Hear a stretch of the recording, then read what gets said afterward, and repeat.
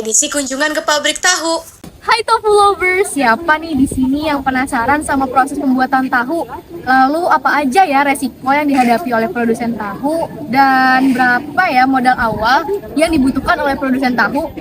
Nah, kebetulan nih kita sekarang sedang berada di pabrik tahu Enjoy yang berada di alamat Kampung Kelapa, RT 5 RW 6, Kabupaten Bogor. Sekarang, yuk ikuti keseruan kita.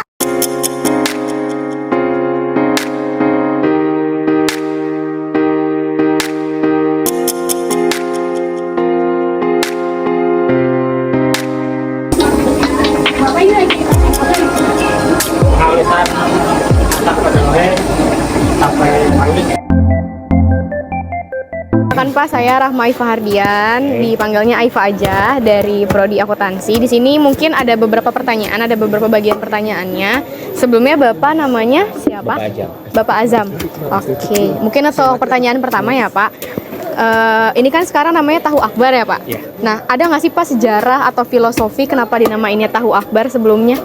Kalau filosofi itu sih dari nama anak. Oh, Dari nama anak si bos, namanya Akbar. Jadi dikasih tahu Akbar lah. Dari sebelumnya tahu Enjoy, karena tahu Enjoy kan udah masuk YouTube. betul, betul. Kita ganti orang, ganti pemilik lah istilahnya, ganti pemilik. Tahu Enjoy kurang lah gitu. Jadi ya udah pakai nama Akbar aja. Oh, pakai nama akbar jadinya. Filosofi untuk nama gitu. Nah, kalau untuk tahu akbar ini tuh udah berdiri dari tahun berapa nih Pak? Sekarang mau nyampe 5 tahun. Oh, mau nyampe 5 tahun. Di tahun ini berarti ya Pak, 5 Iya, tahun? 5 tahun. Oke. Kalau untuk awal mula berdirinya itu oleh siapa ya Pak, kalau boleh tahu Oleh namanya? Palana. Palana. Palana Maulana. Oh, Palana Maulana. Oke.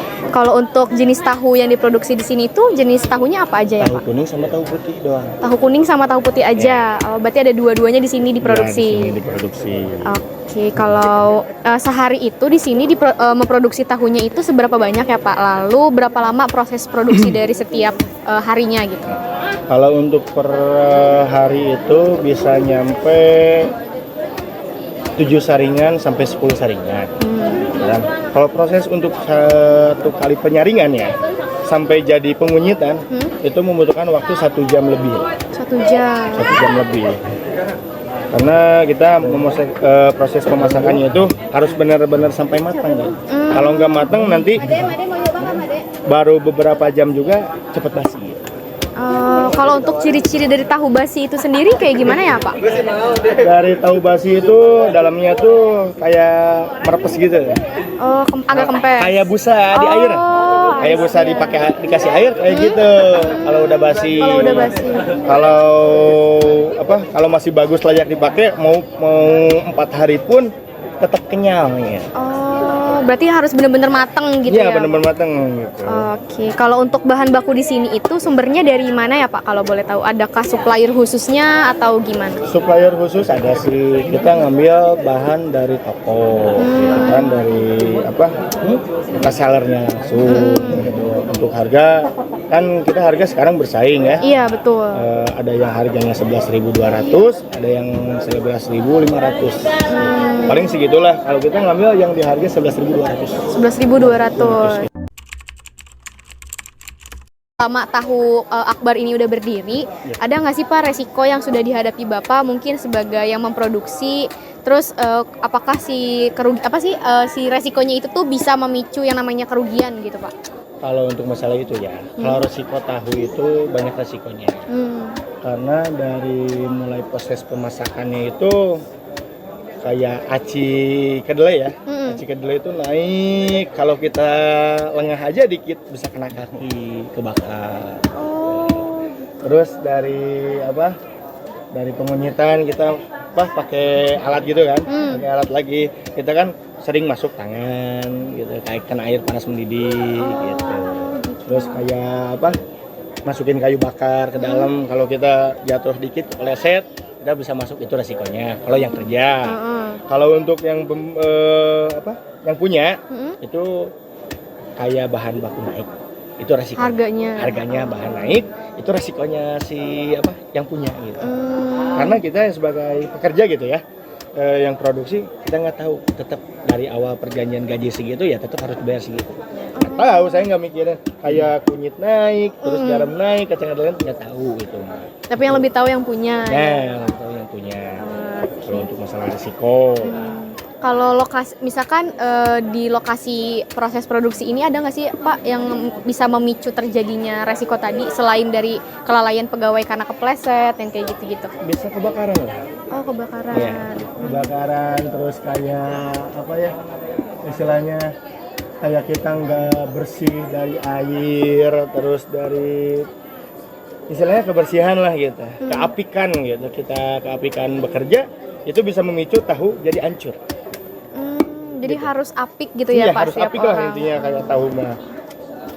Oke, kalau sejauh ini ada nggak sih Pak resiko yang udah terjadi nih di sini terus bener-bener udah ternyata menimbulkan kerugian yang cukup besar dan cukup berpengaruh gitu bagi tahu akbar ini? Alhamdulillah sampai saat ini nggak ada. Alhamdulillah. Alhamdulillah nggak ada. Kalau di sini itu misalkan terjadi suatu resiko nih Pak, kayak misalkan dari kelalaian karyawannya misalkan. Nah, ada nggak sih Pak kita tuh di sini mempersiapkan dana cadangan untuk nantinya bisa membackup lagi, bisa memulihkan kembali resiko itu gitu Pak? Kalau masalah itu alhamdulillah ya.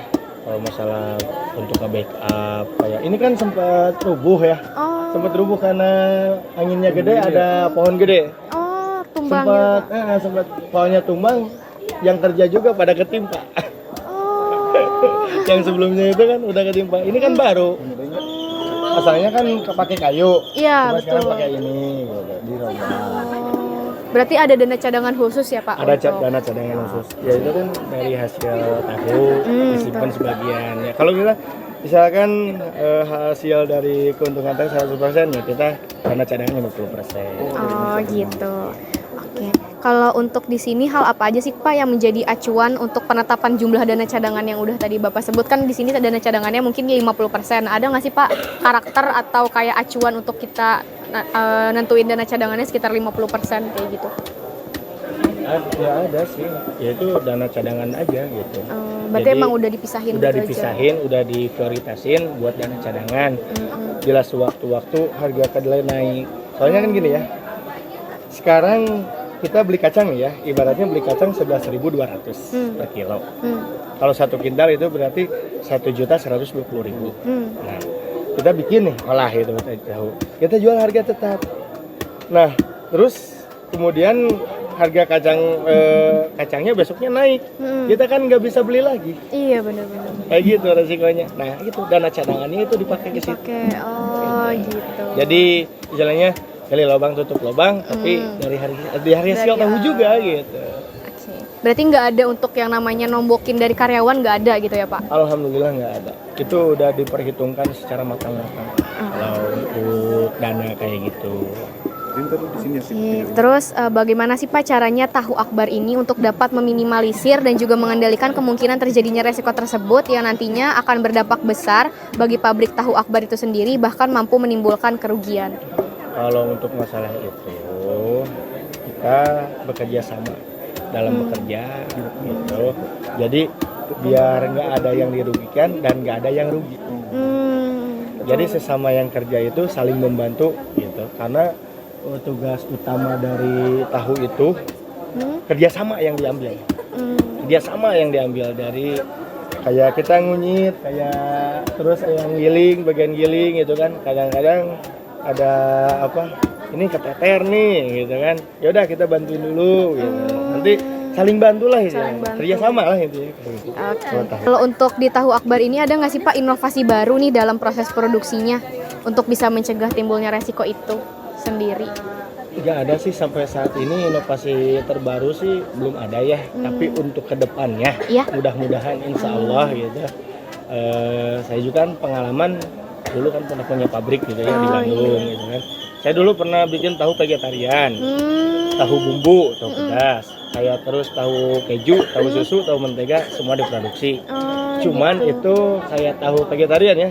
Kalau nggak lakunya itu ruginya banget asli, rugi banget gitu. Karena emang buat yang vegetarian kan belum banyak orang yang Iya, ngarah belum situ ya Pak. tahu gitu kan. Modal awal yang dikeluarkan untuk sekali proses produksi tahu anjo itu berapa sih Pak? Kalau untuk masalah modal kita nggak ditarget ya. Kita berjalannya aja. Soalnya kita mengikuti harga pasaran kedelainya itu dari bahan bakunya itu. Kita mengikuti harga itu.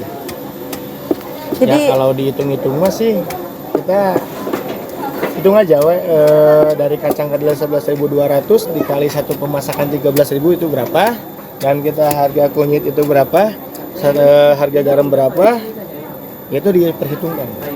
jadi itu jadi modal awalnya ya, Pak. Modal awalnya itu sih. Oke, Pak.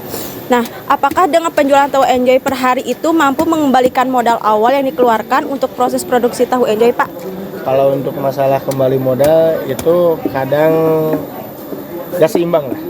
Kadang-kadang tahu nggak habis gitu kan, sisa itu kebuang gitu kan. Itu istilahnya mengurangi dari hasil gitu, dari untung gitu, dari keuntungan kita rugi lah gitu. Tapi kita istilahnya nggak rugi banget gitu, karena ada hari esok untuk mengambil keuntungannya. Resiko lah itu sebetulnya. Kalau dari produksi tahu per hari itu keuntungan yang didapat berapa ya, Pak? Di luar dari uang modal itu?